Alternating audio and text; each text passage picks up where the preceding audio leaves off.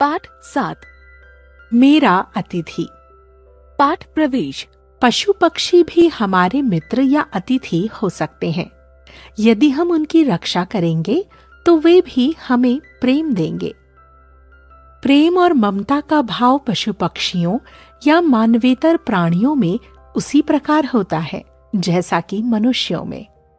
करुणा और सहानुभूति के द्वारा हम किसी को भी अपना बना सकते हैं। चिकित्सक के कहने से हवा बदलने के लिए मैं देवघर आया था। चाहर दीवारी से घिरे हुए बाग के भीतर बने हुए बड़े से घर में मैं किराए पर रहने लगा। मेरे साथ यहाँ एक नौजवान मित्र आया था। बीच बीच में वह अक्सर कहता था, चलिए दादा, आज जरा टहल आए। स्वास्थ्य के कारण टहलने के नाम पर आनाकानी करते हुए मैं टाल जाता था, लेकिन बाद में धीरे धीरे आदत हो गई और एक दिन अंधकार हो जाने पर मैंने सोचा, मैं अकेला हूं, अब लौट चलना चाहिए। लौटने के लिए पीछे मुड़कर देखने पर मैंने पाया कि एक कुत्ता मेरे पीछे आ रहा था। मैंने उससे कहा, क्यों रे, मेरे साथ चलेगा? वह कुछ दूरी पर खड़े होकर दुम हिलाने लगा। मैं समझ गया कि वह राजी है। मैंने कहा, तो फिर मेरे साथ आ जाओ। सड़क के किनारे लालटेन की रोशनी में देखा। कुत्ता सयाना था। रोग के कारण पीठ के रोएं झड़ गए थे। जरा लंगड़ा कर चलता था। फाटक खोलकर मैंने उसे भीतर बुलाया। भीतर आ, आज तू मेरा अतिथि है। कुत्ता बाहर ही खड़े खड़े पूंछ हिलाता रहा। किसी तरह भीतर घुसने की हिम्मत ही न कर सका। इतने में लालटेन लेकर नौकर आया। मैंने कहा, बंद ना करो, खुला ही रहने दो। अगर यह कुत्ता भीतर आए तो उसे खाने को दे देना। दूसरे दिन सवेरे बाहर आते ही मैंने देखा, मेरा कल का अतिथि फाटक के बाहर खड़ा है। मैंने कहा, कल मैंने तुझे खाने का न्योता दिया था, तू आया क्यों नहीं? इसके जवाब में मेरा मुंह ताकता हुआ वह उसी तरह पूंछ हिलाने लगा। मैंने कहा, आज तू खाकर जाना, बिना खाए न जाना, समझा? इसके उत्तर में उसने जोर जोर से पूंछ हिलाई। शायद उसका मतलब यह था, सच कह रहे हो ना? रात को नौकर ने आकर बताया कि वही कुत्ता आकर आज बाहर के बरामदे के नीचे आंगन में बैठा है। रसोइये को बुलाकर मैंने कह दिया कि वह कुत्ता मेरा अतिथि है, उसे पेट भर खाने को देना। दूसरे दिन खबर मिली कि मेरा अतिथि फिर नहीं गया। मैं जानता था कि रोज बहुत सी खाने की सामग्री फेंक दी जाती है, इसलिए कुत्ते को खिलाने में किसी को आपत्ति न होगी। लेकिन आपत्ति थी, और बहुत बड़ी आपत्ति थी। हमारी रसोई की बचत का अधिकतर हिस्सा इस बाग के माली की स्त्री के पेट में जाता था, परंतु मुझे यह मालूम नहीं था। नौकरों को उसी के साथ पूरी सहानुभूति थी, इसलिए मेरे अतिथि को प्रायः उपवास करना पड़ता था। तीसरे पहर मैं सड़क के किनारे जाकर बैठा। देखा, मेरा अतिथि पहले से ही आकर वहां जमीन पर बैठा है। यही नियम नित्य का हो गया। जब मैं टहलने जाता तब वह मेरे साथ साथ जाता था। मैं पूछता, हाँ रे अतिथि, आज मांस कैसा पका था? हाड़ चबाने में कैसा स्वाद आया? वह पूंछ हिलाकर जवाब देता। मैं समझता कि मांस उसे बहुत अच्छा लगा। मैं यह नहीं जानता था कि मालिन ने उसे मारकर बाहर निकाल दिया है।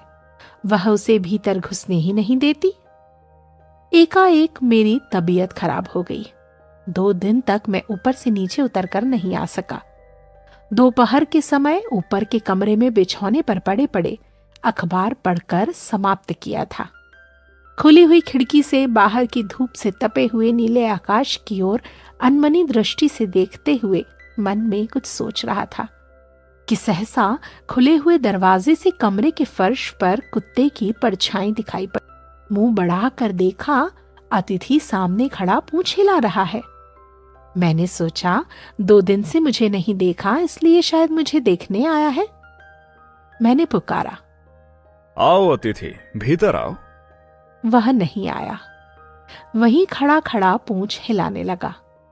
मैंने पूछा, खा चुका रे, आज क्या खाया? एकाएक जान पड़ा कि उसकी दोनों आंखें जैसे गीली हो रही हैं। वह जैसे एकांत में मेरे आगे कुछ नालिश करना चाहता है। मैंने नौकरों को पुकारा। उनकी दरवाजा खोलने की आवाज आते ही अतिथि वहां से भाग खड़ा हुआ। मैंने नौकर से पूछा, आज कुत्ते को कुछ खाने के लिए दिया है? उसने कहा, जी नहीं। मैंने कहा, आज तो बहुत सा खाने का सामान बचा था, उन सब का क्या हुआ? नौकर ने कहा, मालिन सब उठा ले गई। यह सुनकर मैं चुप रहा। संसार में किसका दावा किसके ऊपर जाकर पहुंचता है, यह मैं इन लोगों को कैसे समझाता। खैर, वजह चाहे जो हो, फिर अतिथि को बुलाकर लाया गया। फिर उसने बरामदे के नीचे आंगन की धूल में परम निश्चिंत मन से अपने लिए जगह कर ली। अब उसका मालिन से डर चला गया है। दिन ढल गया।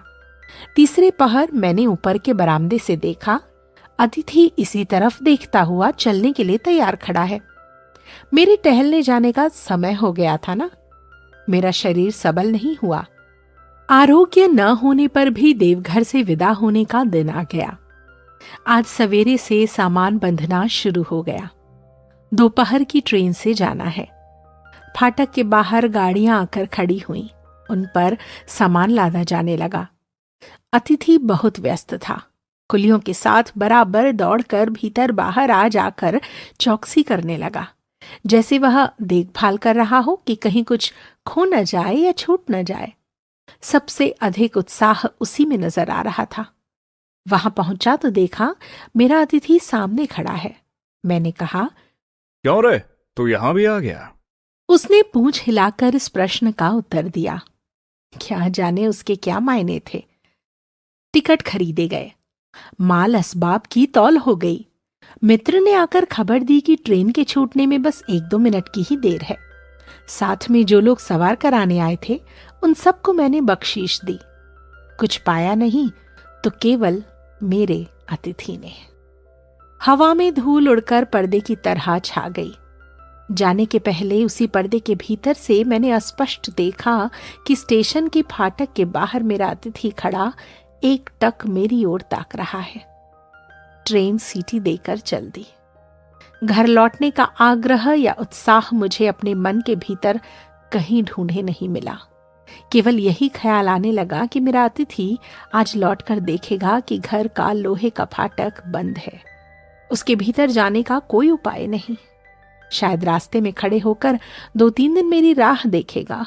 शायद सन्नाटे की दोपहरी में किसी समय फाटक खुला पाकर चुपचाप छिपकर ऊपर चढ़ जाएगा और मेरे रहने के कमरे को खोजेगा। मुझे न पाकर फिर राह का कुत्ता राह में ही आश्रय ग्रहण करेगा। शरत चंद्र चट्टोपाध्याय।